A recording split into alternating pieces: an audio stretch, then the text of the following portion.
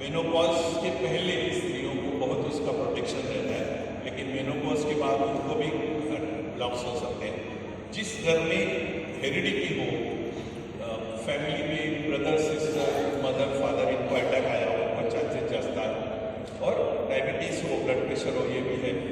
और जिस तरह का कल्चर स्ट्रेसफुल लाइफ हो रहा है उसकी वजह से diabetes, high blood pressure, tobacco consumption, पेट बड़ा हो, मतलब हिलना नहीं, आदमी बैठ के काम कर रहे कंटिन्यूस, कोलेस्ट्रॉल ज़्यादा हो, B12 की कमी हो, एंग्री पर्सनैलिटी राइट, या फिर डिफेंसिव पर्सनैलिटी, दोनों की वजह से हो सकता है।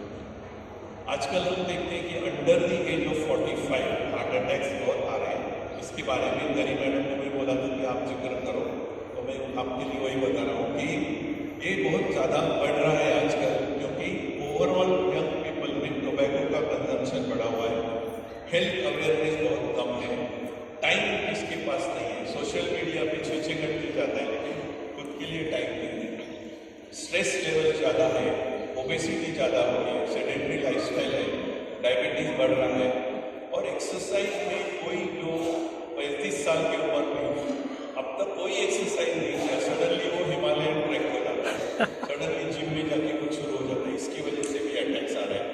और B12 डेफिशिएंसी, ये सब कारण है why young people are getting heart attack. तो हम लोग सुने ये सब कार्डियक अरेस्ट होके गए, गदरना सुपरस्टार पुनीत राजकुमार, के बॉलीवुड सिंगर सिद्धार्थ शुक्ला, ये सब यंग लोग हैं और जिम में उनको सडन कार्डियक अरेस्ट हुआ, ये सब आपने सुना है। तो इसके लिए CPR का है, मैं आवाज नहीं दिखा रहा होगा, लेकिन कपिल देव जैसे सेलिब्रिटी आगे आगे हम सबको ये सिखा रहे हैं, पूरा दुनिया अपना नेशन में, कि CPR सीखो। मेरे ख्याल से हर क्लास में भी वो CPR ट्रेनिंग देना चाहिए। बहुत सिंपल रहता है, इसको अगर सडनली हार्ट स्टॉप हो गया तो उसका चेस्ट कॉम्प्रेशन करके कैसे स्टार्ट किया जाता है वो हर एक को मालूम चाहिए, हर बाई स्टैंडर्ड को फर्स्ट एड देना ही चाहिए, और वो दे कैसे सकते हैं, सिंपल रहता है, बाद में कभी हम उसके बारे में सोचें। B12 डेफिशिएंसी, आपकी उंगलियों में ऐसे काले काले धब्बे हुए हो, बाद में देखना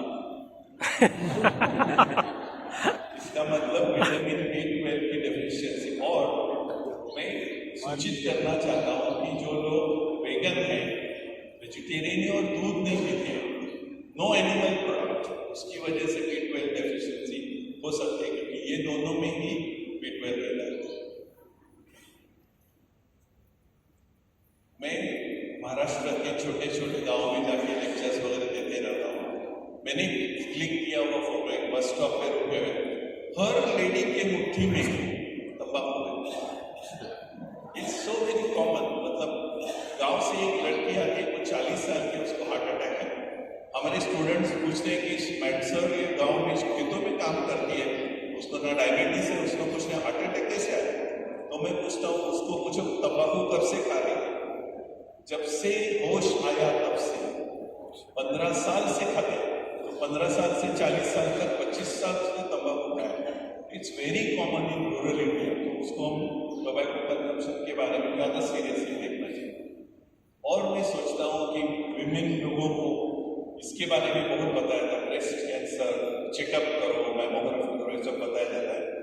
ब्रेस्ट कैंसर से इस तरह मृत्यु होती है, और हार्ट से विमेन में 22 टाइम्स और ज़्यादा chance of dying with heart attack. लेकिन विमेन में इतना हार्ट के बारे में बोला नहीं जाता, और बोलना चाहिए कि हर एक को वो चांस है, ब्रेस्ट कैंसर से कई ज़्यादा चांस है कि हार्ट का प्रॉब्लम हो। विटामिन D की कमी, सब हमारा क्या सिखा गया है हम सबको, सुबह में जो एकदम मॉर्निंग वाला एकदम प्योर सन रहता है, उससे आपको विटामिन D मिलेगा, नहीं मिलेगा। 11 AM to 3 PM इसमें सन जरा तेज रहता है, उसमें 15 से 20 मिनट तक आपको विटामिन D का एक्सपोजर चाहिए। जो खेतों में काम करे फार्मर्स है उनको मिल जाता है, लेकिन सिटी में रहने वाले नहीं। विटामिन D का लेवल 30 चाहिए। मैंने मेरा खुद का किया तो 8 आया था, 8, बिकॉज हॉस्पिटल में जाओ और कोई एक्सपोजर नहीं हुई सनलाइट को।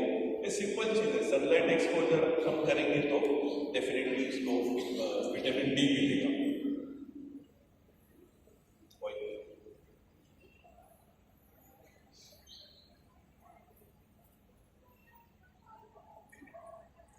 ये खेत देहात से हमारे यहाँ ये आया था फार्मर 36 वुमन और बहुत सारे ब्लॉक्स, कुछ नहीं, डायबिटीज नहीं, तंबाकू नहीं, कुछ नहीं, लेकिन हिरडियाँ गम्स है उसमें बीमारी लेते हैं, उसकी वजह से ब्लॉक्स तैयार होता है। तो गम का हाइजीन अच्छा रखना है तो इजी पॉसिबल है एकदम, ये करने से हम प्रिवेंट कर सकते हैं। और पोल्यूशन, जिस तरह का पोल्यूशन बढ़ रहा है वो भी एक कॉज है क्यों हमें ब्लॉकेजेस होते हैं। अगर अमेरिका में देखा गया तो 1970 के बाद cardiovascular disease, coronary artery disease, paralysis सब डाउन डाउन डाउन चल रहा है क्योंकि उनमें अवेयरनेस उस टाइप से ज़्यादा हो गया। स्टैटिक नाम का एक मेडिसिन उधर आने लगा जो हमारे पास अभी है। हमारे इसमें भी यही होना चाहिए, डाउनवर्ड डाउनवर्ड डाउनवर्ड ट्रेंड शुरू हो सकता है अगर इस तरह के प्रोग्राम ज़्यादा हो और सबके घरों में ये नॉलेज जाए। अगर ना पहले हमने बताया था आपको नॉर्मल के पैरामीटर कैसे चाहिए, अभी किसी को ऑलरेडी पैरालिसिस हो गया है, हार्ट अटैक आया है, कोरोनरी में ब्लॉक हुआ है, इसको हम बोलते हैं सेकेंडरी प्रिवेंशन। वेट का fundamental, blood pressure same, medicine लेना ही पड़ेगा, लाइफस्टाइल अच्छी रखनी पड़ेगी, डायबिटीज वालों को HB7, लेकिन LDL कोलेस्ट्रॉल बहुत लो रखना पड़ता है। नॉर्मल को हम बोला था 100 से नीचे, जिनको अटैक आ गया है तो उनको 55 से नीचे कोलेस्ट्रॉल लेवल रखने। ये पूरा हमने एक 25 साल से इसके ऊपर स्टडी किया है। LDL लेवल कम कम कम करने से जैसे मैंने देखा वो इंसिडेंस कम कम होते जाता है। 1995-98 में डीन ऑर्निश नाम के एक कार्डियोलॉजिस्ट अमेरिका में थे, उन्होंने ये दिखाया कि विदाउट एंजियोप्लास्टी, विदाउट दिस में ब्लॉक्स कम कर सकता हूँ।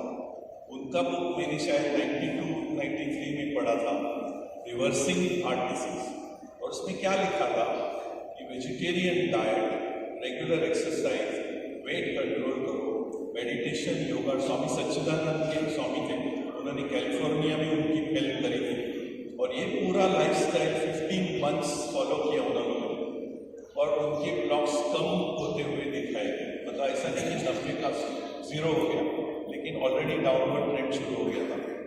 तो मैंने ये सोचा कि SSY एक्चुअली इससे बेहतर है।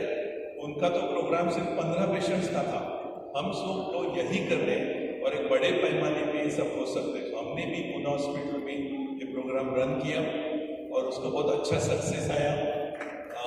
ये देखिए हमारे सब पुणे के सब SSY टीचर्स ने मेरी बहुत उसमें मदद करी थी और हम लोग ने यही सोचा कि उस समय हमें स्टैटिक कोलेस्ट्रॉल कम करने की दवाई भी नहीं थी। 1995-96 भाई बहुत सब ब्लॉक था, मैंने ही इनको एंजियोप्लास्टी करो करके बोला था, लेकिन 15 महीने के बाद उनका ब्लॉक कम हुआ नजर आने लगा। और अगर आंखों से आपको दिखता है इसका मतलब 15% तो डेफिनेटली कम होगा। अगर कुछ साल और चलेंगे तो उसका ब्लॉक और कम हो जाएगा। तो ये पॉसिबल है, लेकिन अनफॉर्चुनेटली हमारे पास लोग आते हैं 4 ब्लॉक है 90%, तो उस समय रिस्क लेना नहीं चाहते हम लोग, क्योंकि अगर सेफ्टी भी इम्पोर्टेंट है। बट अगर जल्दी किसी को डायग्नोसिस हो गया तो इस तरीके नॉन इन्वेसिव मेथड, मतलब जस्ट लाइफस्टाइल मॉडिफिकेशन में फ्यू ड्रग्स, सैकड़ों पेशेंट मेरे अभी ऐसे चल रहे थे और मेडिकल मैनेजमेंट को मैंने टच भी नहीं किया है, and they are doing very well for 17 years 18 years चल रहे थे। ऐसे मेरे फ्रेंड थे, ही वाज 57, उनको 1 2 3 4 कितने सारे ब्लॉक थे। उनका एक स्ट्रेंथ था कि मैं यही रहूँगा, SSY कल्चर में रहूँगा, मैं ऐसा रहूँगा। 14 ईयर्स के बाद मैंने उनका फिर से एंजियोग्राफी किया, तो in fact much without dialysis, without anything, तो पॉसिबल है। लेकिन ये मुश्किल रहता है, नॉट वेरी सिंपल। लोगों के पास इतना पेशेंस रहता नहीं है, थोड़ा भी पेन हो गया तो इनसिक्योरिटी हो जाती है, फिर वो उनको मैकेनिकल ट्रीटमेंट देना पड़ता है, लेकिन ये पॉसिबल है।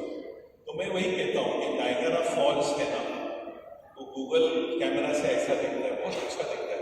और मैं मेरी रियलिटी से मैं हॉस्पिटल को हर रोज जाता हूँ तो मेरे इर्द गिर्द ऐसी सोसाइटी है, तो बहुत फर्क है। जो हम लोग आइडियली रखेंगे और कम करेंगे ब्लॉकेजेस, और जो हमारे आसपास जो हो रहा है इसके लिए इसलिए मैं सोचता हूँ कि लाइफस्टाइल फॉर ऑल हम सब सीख लेंगे।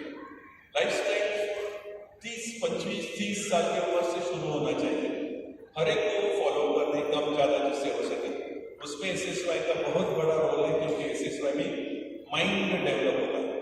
To follow certain things well, उसके लिए डिसिप्लिन वो अंदरूनी तैयार हो जाती है, उसको रेजिस्ट नहीं करना पड़ता, वो खुद से मन से ये सब करने लगते लोग।